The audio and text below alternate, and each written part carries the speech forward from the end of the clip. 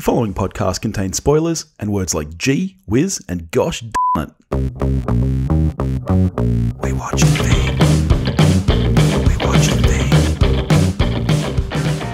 Hello all you folks out there in podcast land, and welcome back to We Watch the Thing. We're kicking it old school because Topher's back. How you doing, mate? Never better. Never better. I bet. How's it feel to be back with your boy? You know, things can be weird and familiar at the same time.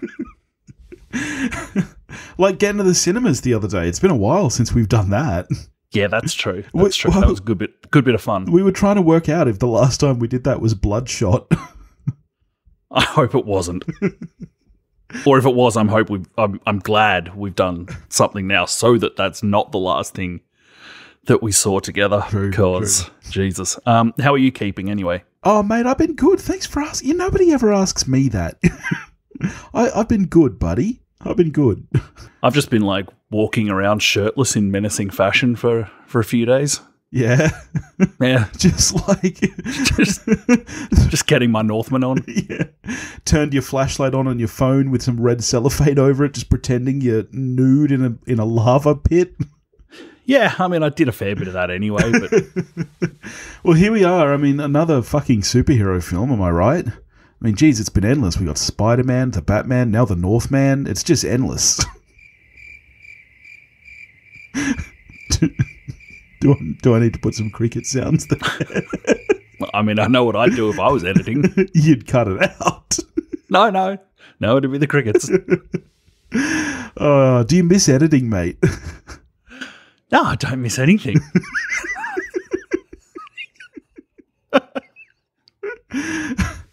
All right, well, shall we get into it then? Sure. The Northman is a 2022 American epic historical action drama film directed by Robert Eggers and co-written by Eggers and Sion, based on the legend of Amleth. It stars, of course, Alexander Skarsgård, Nicole Kidman, Claes Bang, Anya Taylor-Joy, Ethan Hawke, Bjork, and Willem Dafoe. And what is it about, Toph? Skarsgård's traps, mostly. Holy shit. He is a good-looking dude. I did have to Google what was the name of that muscle. It's the traps. And they're out of control. Makes you feel sad when you have to Google the name of a muscle purely because you don't have that muscle. Yeah. I mean, I didn't need to stop there. I mean, like, what's that thing on the top of the arm called? You know, like when strongmen do that flex? Overkill. No, what's it about? Well, have you seen Hamlet? Yes. There you go. I've seen multiple versions of Hamlet, which apparently is based on this legend. I did not know that. Yeah, which makes sense because all the letters are there. Yeah. You Hamlet. move the H to the front. You just do a bit of Pig Latin on it. Yeah, you know, kid's dad dies. It's the uncle. He's pissed off. Basically. Yeah. Makes out with his mum. Yeah. So you and I were both highly, highly anticipating this film. I know that we both very much enjoy Eggers' work. We're both fans of his previous two films. Even I was surprised to learn when we went to see this that you actually are a fan of The Witch, which, I don't know, I know that you're not a horror guy, so I was not expecting that. Yeah, well, The Witch has something going for it which most horror films don't, which is that it's good. Yeah, I heard that joke like a week ago when we saw The Northman, mate. I don't need to hear it again here. That wasn't for you. I'll leave it for the listeners' sake, but you're lucky, all right? I don't want to hear any more jokes that have already been made. I'll just leave now then. I'm going to have to cut out half of my own talking. I'm a very repetitive man. Oh, are you? So we were both... Alexander Skarsgård didn't even know they were recording.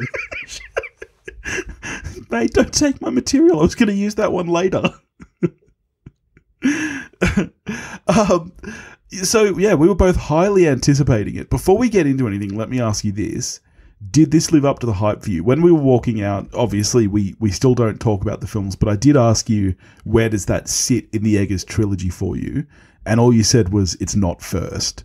Can I make a safe bet here that The Lighthouse is your first? No, The Witch is first. Really? Wow. Okay. Wow. That surprises me a lot. The Lighthouse is my number one. Is this beating out The Lighthouse for you then? I don't think it is. No. No. In answer to your question, did it live up to the hype? No. But let's be clear, the needle was in the red. Yeah. The needle was in the red. Okay. When we found out, I can't remember when I first heard that this was Eggers' next project. Let's say it was a year ago. I fucking lost my mind. Yeah, I was like, that's the best thing I've ever heard. Yeah. Until I heard that David Fincher was doing another serial killer with Michael Fassbender. I was like, here we go. But yeah, like, is it fair to put it on the film to live up to the expectations I had from this director doing this material? No. So it doesn't mean I did not enjoy it. Well, let me tell you this. I think we're going to be pretty lockstep here then. I feel the exact same way. And even though, yeah, it feels unfair to say this didn't live up to the hype, because I agree, the hype was off the chain. I cannot tell you how fucking hyped I am for Nosferatu. Yeah, we'll just do it all over again. Yeah, exact same cast and everything. That's whack.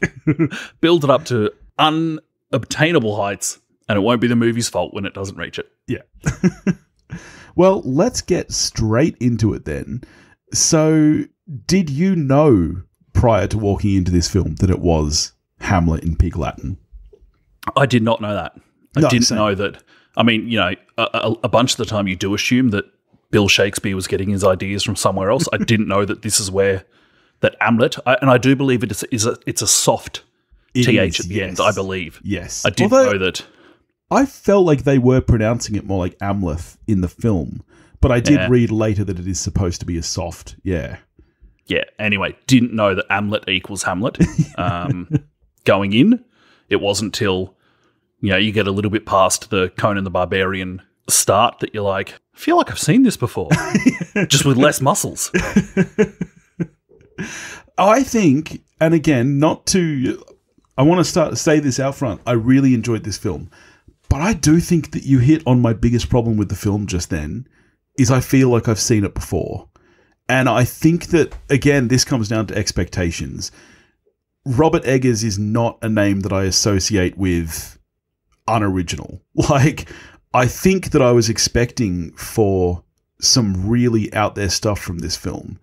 And in that sense, I don't think... And it dips its toe in. It does. There are moments that are kind of getting towards that kind of out there filmmaking that Eggers is known for. But I think for the most part, this is a fairly straightforward revenge drama film, I think, for the most part. Yeah, in the way that The Witch nicely slots into that category of elevated horror, this is elevated Conan. Yeah. Oh, yeah, definitely. Yeah. I think that my biggest issue with it is that it's not as elevated as I was hoping for.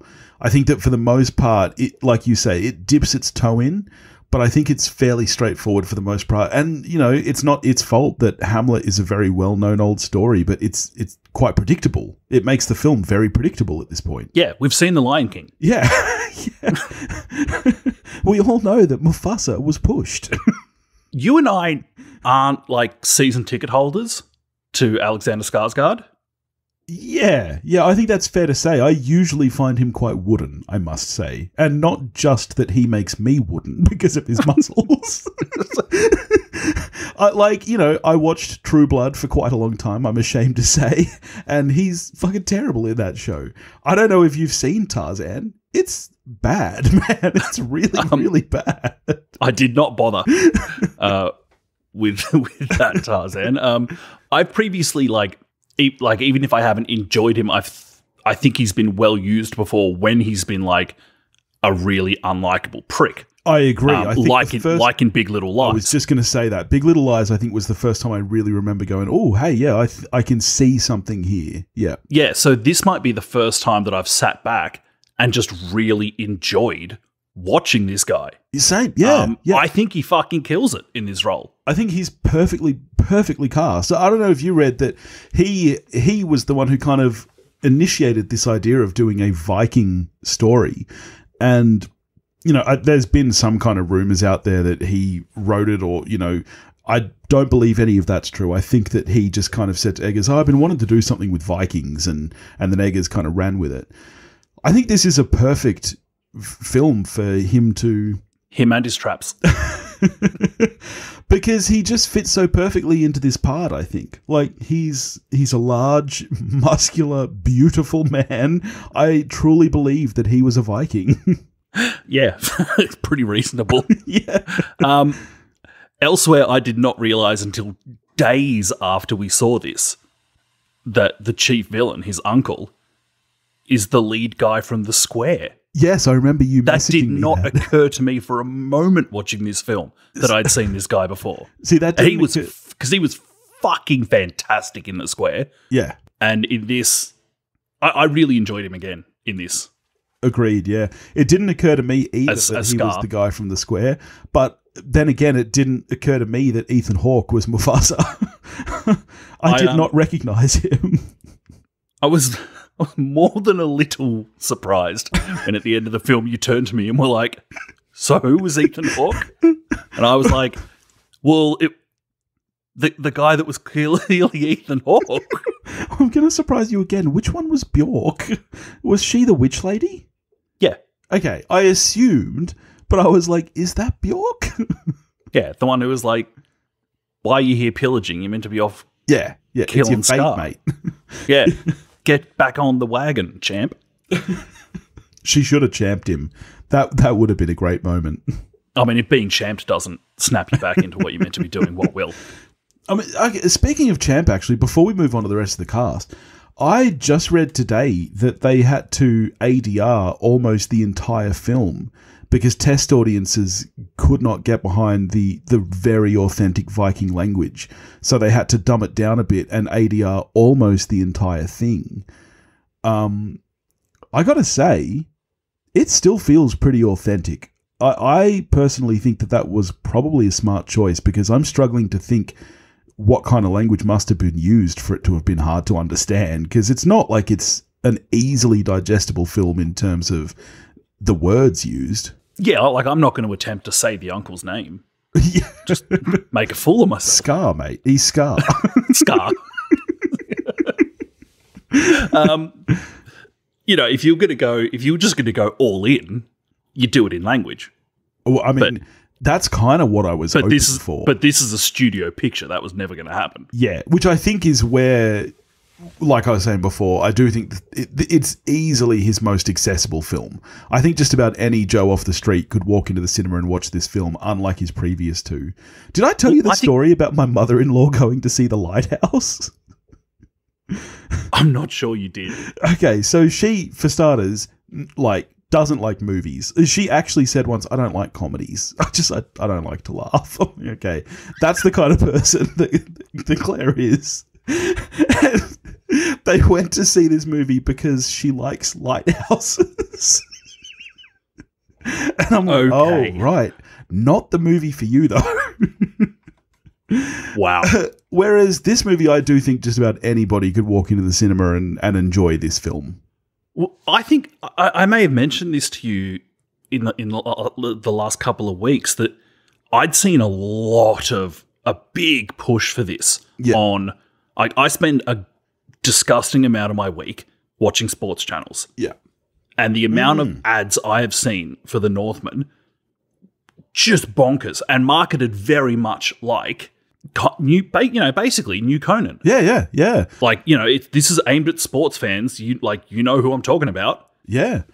I mean, I think we had this discussion, because then I told you about the posters in the subway in New York that didn't even have the movie title on it. It just had headshots of those four main cast members. Yeah, and I remember watching those ads in timeouts or whatever, going, man, there's going to be some frat boys who are really fucking freaked out when they walk into a Robert Eggers film. And as it turns out, look, they might be a little bit freaked out, but not massively freaked out. No, yeah, I agree. Yeah, I mean, there's a rotting Willem Dafoe head that can still be about its business, but there's also a lot of hacking people up. Yeah, heaps of hacking, and the hacking is good stuff. I mean, we'll get to the hacking soon. Let's return to the cast. Now, you and I have discussed Kidman before. I'm a little Yes, bit more our up queen. and down on her. You generally very, very much love Kidman. I'm guessing that you liked her performance here.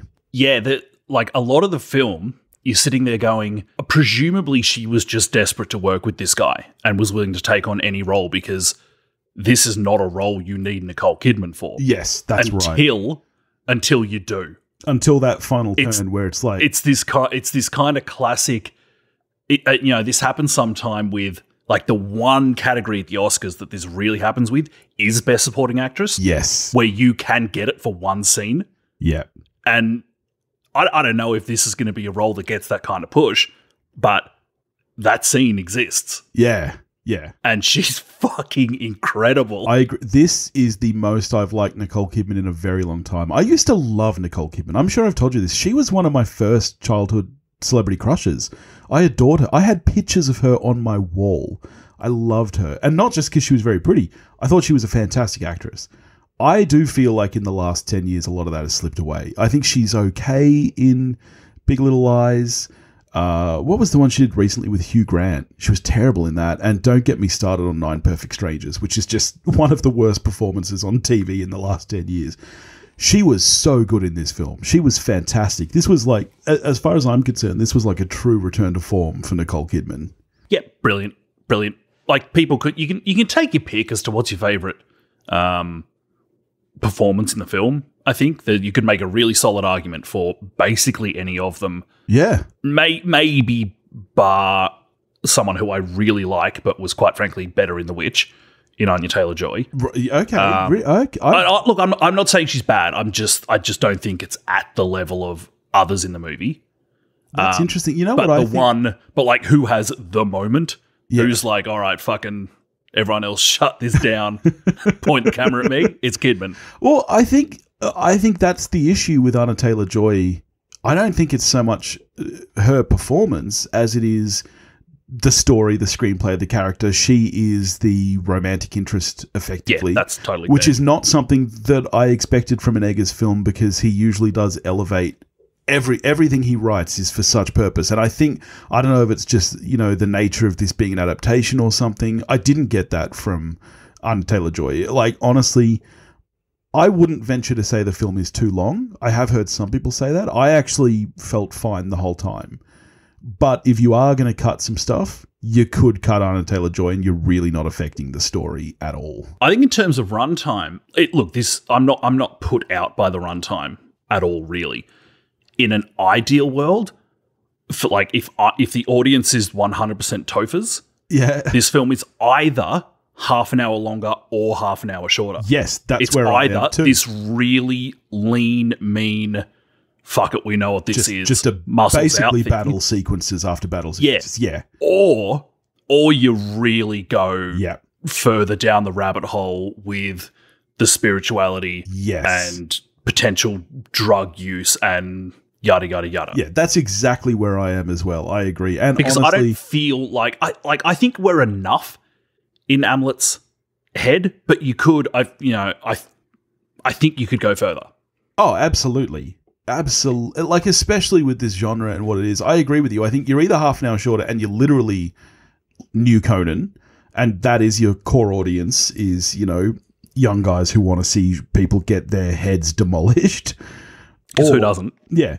Or, because I definitely fall to the side of the fence where I would have liked this longer, which I know sounds strange because I'm the guy who's always going on about wanting a 90-minute film, but I'm also at heart a film wanker, and it was just too middle-of-the-road mainstream for me. I really wanted this to be so much weirder than it was, I think. Yeah, with more bodies pinned up on huts. Yeah. That was fucking sick, just quietly. Well, all right, let's turn to the filmmaking then. Yes, the battle scenes and the gore in this film are spot on. Like, I'm kind of surprised because Eggers is not, in my head, an action filmmaker. Like The Lighthouse is predominantly long, bizarre monologues farts. with occasional farts and wanks. There's only one fart in this movie that I count. But the action scenes were so well put together, from the cinematography, the visual effects, the editing, really, really tight. And there's some wonders in the film that I didn't realize were wonders, which is actually what you want. You don't want to be sitting there going, oh, wow, I can't believe this is all one shot. You want to just be absorbed in it. Yeah. Yeah, that's right. Yeah. So props to them for that. So the cinematographer, I'm going to butcher his name here, Yarin Blashk, who has done all of Eggers' films to this point. Mm-hmm. This movie, I mean, it's shit. Visually, it's quite frankly shit hot. It's awesome. Yeah, look, it's not my favourite looking of Eggers' films. I still think, to me, when I walked out of The Lighthouse, I just remember saying to myself, fuck, that is cinema. Like, that is the reason to... That's art. This movie, I think, has a really nice look to it. I think there's some really interesting choices made as well. I love the lack of day to night shots in this film. That decision to just say it's nighttime, fuck it, black and white.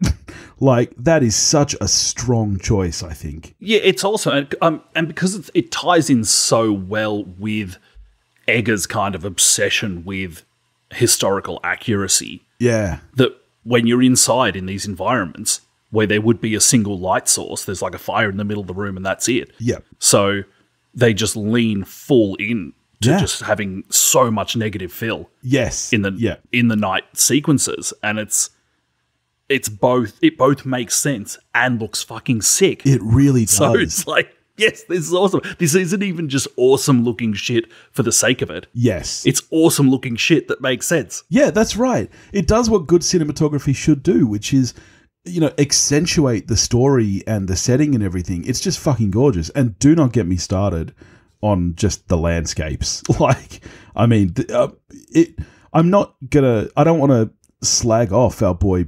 Blashky? Blosh?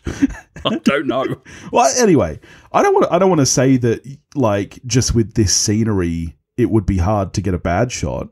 But I mean, it certainly helps that this is such a beautiful landscape. Like, you literally can just lock off the camera and you've got a pretty good looking shot. There's some great staging as well from Eggers in particularly in the main battle sequence, not too far into the film, where there's so much stuff that you're kind of vaguely aware of at the edge of screen, and it's mostly really fucking horrific shit. Yeah, because funny thing about Vikings is that, like, they're so romanticized. Yes, yeah, and it's like, what's the one thing you know about them? Oh, raping and pillaging. Yeah, and it's like we don't stop to think about that. Raping and pillaging is like, it does what it says on the can. Yeah. It's fucking terrible. Yeah. Oh, it's the same with pirates, honestly. Like, pirates, we think of it, like they're seafaring, but yeah, they fuck people up. And so really glad that they didn't shy away from the fact that these people are fucking horrific pricks. Yes. And having lost his way in the time between the beginning of Conan sequence and holy shit, look at all his muscles. Yeah. Amlet has become a horrific prick. Yeah. Yeah. The movie it gives itself a bit of an out where it's like, well, I'm going to do all this shit. I'm not actually going to, I won't be the one to burn the kids and rape the women. Yeah. It's like, well, you're still it's still your people. Yeah, I know. And you are helping. You are a horrific prick. It is an interesting one when he is effectively your protagonist and your hero. And yeah, he's still like, Jesus, that scene, that battle scene you're talking about where he like rips somebody's flesh apart with his teeth. And you're like, well, fucking hell, Amleth, settle down, mate. Yeah, not ideal. Yeah. But it's all right because his dad was killed in front of him. He was ripped away from his family. So you forgive all that stuff. Then he's troubled. Yeah. Here's the good thing about setting him up as this. Yeah, this guy's a Viking. The last kind of 15 minutes of the film, in some ways, kind of acts as a referendum on this guy and guys like him. The fact that he has this choice of, I can go off and try and become a decent Yeah. human being and support this family that it turns out I'm going to have. Or he can, like, shamefully, not just in a self-sabotaging way, but sabotaging his family to be, Yeah. just be like, no, fuck it, I'm gonna go off and fight because look at my muscles. Yeah. Toxic masculinity at its peak. Absolutely. I know. Absolutely. Even before they're on the boat, just when they're in the hills there and she hops in the old hot springs with him and I'm like, mate, this looks like fucking heaven. Like, look at the scenery. You got long blonde haired Anna Taylor-Joy right there in the bathtub with you. Like, what the fuck are you doing? I know Settle which I'm down. choosing. Oh, yeah. Yeah. Yeah. And instead, yeah, this guy, like, he denies her and his kids Yeah. this possible future Yeah. because it turns out that he really is, at his core, this chest-beating, fucking semi-evolved prick. Yeah. Basically. Yeah. Yeah. That's our main character. Yeah. Well, I mean, so the bulk, I feel like we've barely really touched on the story. The bulk of the film is him running around this village killing people with this sword. Shirtless. Like, yeah, that is the bulk of the film, is just, you know, night after night, him getting his sword out and killing people. So to speak. I think one of my largest issues with the film is the pacing. Like I said, I don't have a problem with the length, but I think he found the sword a bit quickly. I'm a big fan of, like, a bit of a journey and an adventure. The sword didn't feel like it had a lot of weight to it because he gets told about the sword and finds it like an hour later. It's not like this big thing that he has to look for. And then the rest of the film is literally just him killing dude after killing dude. Yeah. And, you know, it's And fun just to watch. to specify, you're talking an hour later in his time, not an hour later in the film. Yes, exactly. Yes. Not an hour Just later in in the case film. just in case anyone was like, that's a really long time. Yes, sorry. I mean, he literally gets told about it, and maybe a scene or two later, he has the sword in his hot little hands. And so I think that I wanted a bit more mysticism about this weapon. Like, it's supposed to be this great thing. There's clearly magic to it. He can't draw it during the daylight and stuff, but he finds it so quickly that I almost don't care about it. And that is the biggest problem with the film for me, I think, is just that pacing. I think that's reasonable. You know, despite that, those sequences are an awful lot of fun. Well, and that's the thing. That's where I go back to what you said earlier about if the film was half an hour shorter or half an hour longer, I think it would be great. Like, if everyone just being absolutely spooked by this, what they think might be an apparition or something. Yeah. That Skarsgård just murdering the fuck out of people is, quite frankly, you know, this is where, like, we're complicit with the main character. Yeah. It's really fucking fun. It is. It is. It's so much fun. Especially once bodies are pinned up in weird positions. Fucking great gear. It's like he's a, you know, prehistory version of John Doe from Seven or some shit. It's fucking great. What's in the box? How great was the score in this film? I don't know. Oh, mate. I do know that for the runtime. What's the runtime of this film? Is it about 2 hours 20? Yeah, or not quite that. 140 minutes. Yeah, so 2 hours Right. 20, basically bang on. Yeah, right. I think I could be getting this wrong, but I think all but 9 minutes of that runtime is scored. Yeah, okay, that makes sense to me. I It remember is hearing it a bulk lot. score. Yeah, yeah. But I couldn't hum you a bar of it now. I'm sure I enjoyed it in the moment, though. Fun fact, the Norwegian king who drove them all to Iceland in the film, real king. Really? Yeah. Which kind of ties fascinating. in nicely to Egger's obsession that everything that he can make accurate, Yeah. you know, be accurate. Something that I think what it reminded me of when, like, after the film, when I was listening to an interview with him, it reminded me of watching, like, the extra scenes of The Two Towers, where the craftspeople who worked on that film do so much work, which is either at the very edge of frame Yeah. or not even in the frame. And even if it is, that's not where the light is. So you're not going to notice everything that the craftspeople on the film do. But the hope is that just the totality of it all just seeps in to the feeling you get Yeah. from watching this thing. So even though I can't point to things and be like, yeah, I loved this thing or I loved this thing, I can't help but think that it was wildly successful, because watching it, it does evoke a very specific feeling. Definitely. It very much does. Yeah, definitely. Let's talk about the final battle then between Amlet and Piglatin and Scar in the lava pit. The gates of hell. Yes. Yeah. Did you know they were nude?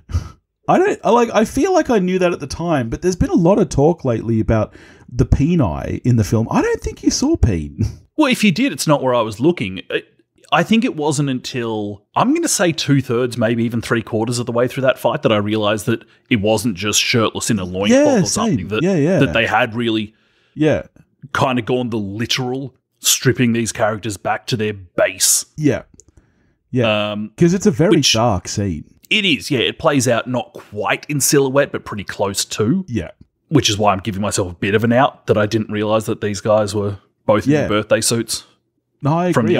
I've been reading all these articles about, the nude scene at the end and how it was CGI dongs and whatnot. And I'm like, honestly, it's not that big a deal. Yeah, they could have saved some money on CGI. Yeah, absolutely. Because I didn't notice. It's a great scene though. Yeah, the movie, and this is because it's not triumphant. It's really actually kind of sad. It's a tragedy for sure, because it feels like a Shakespearean tragedy. Yeah, exactly. He's given up on his family at this point. So I think you go into that fight. Well, I don't know about you or anyone else. I go into that fight with only one expectation. Which is that this can't end well. Yeah, absolutely. I was exactly the same. I was like, well, he's going to die. This is not a happy ending. Yeah, exactly. From everything about that scene, I think in terms of the execution, what you're meant to be feeling about it, I think is really, really well done, which not really a surprise. Yeah. It's fucking Robert Eggers. Well, exactly. And that's all I can say about this film is that the filmmaking is so great. I think the direction, the cinematography, the acting, I don't think there's a weak performance in the film. Like, that stuff is all so strong. I just wish that the script and the story was a little tighter. And again, maybe that was my expectations because of what Eggers has delivered before. But, Hamlet is a story that we've seen a million times in a million different ways. And I just felt that the beats were very played out. It was one thing I was thinking about a day or two after we'd seen this movie is I wonder what do you feel about this film if you don't know who Robert Eggers is? If you come into this with no baggage, as it were, I think I would have liked it more. Does it kind of blow your mind because you're expecting just a sword and sandals thing, or do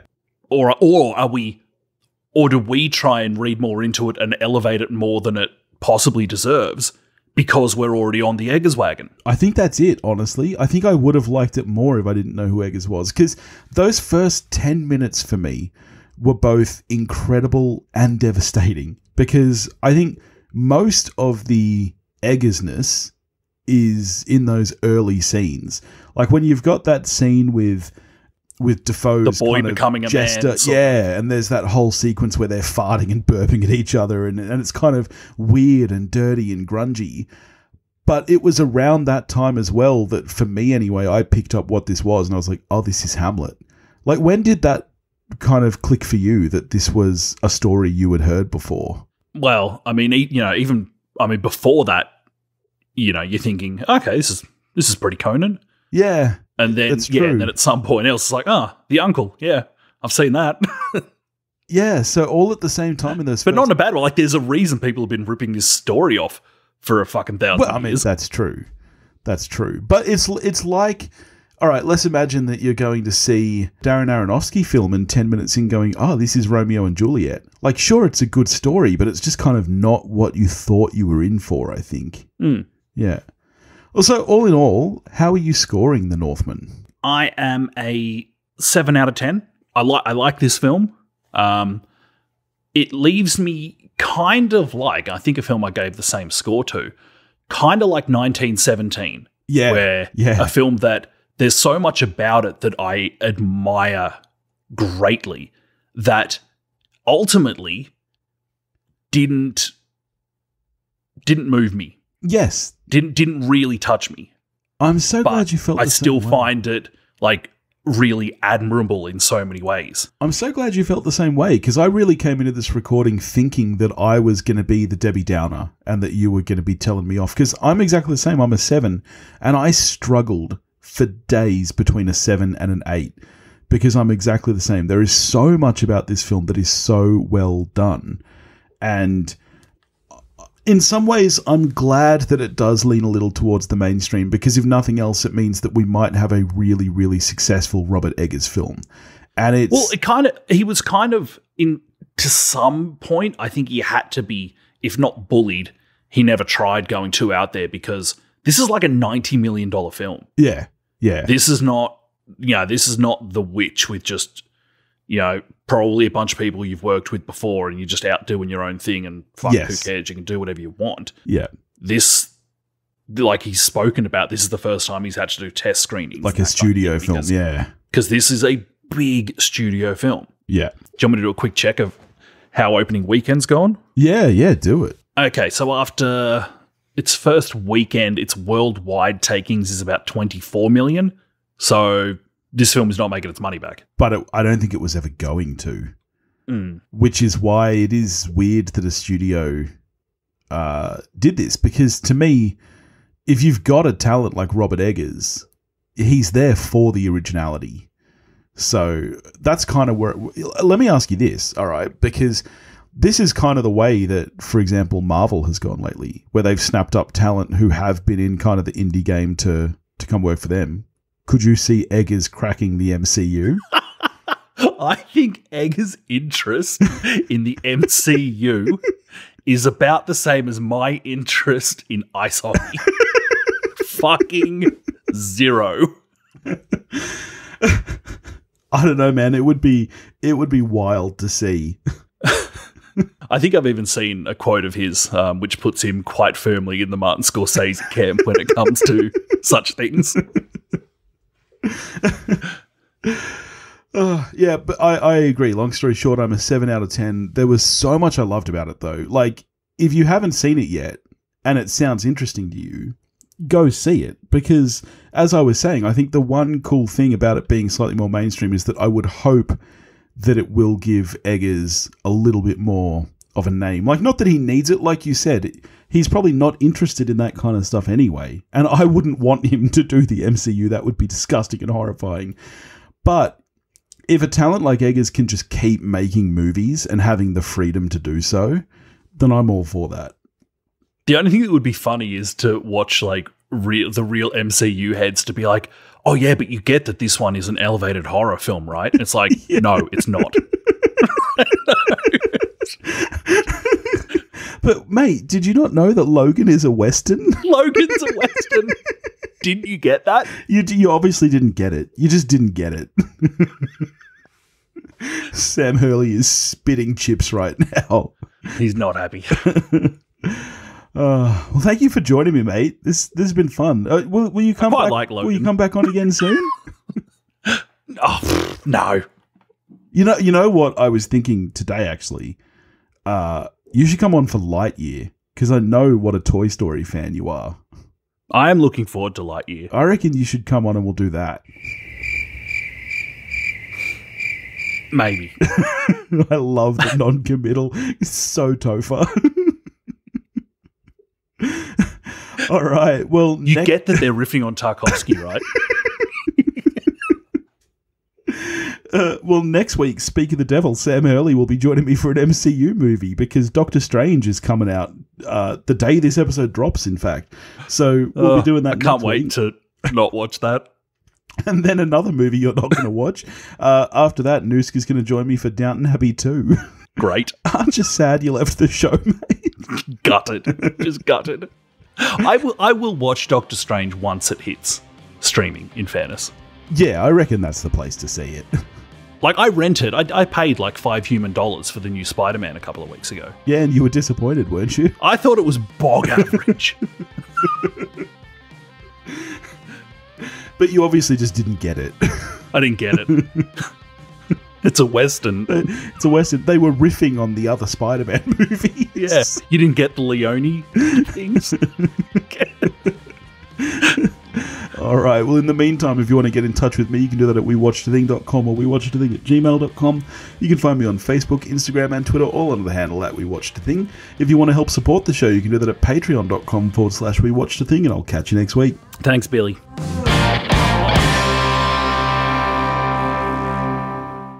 You didn't say it. Have you forgotten your old catchphrase? I can't remember it. It's gone. Devo.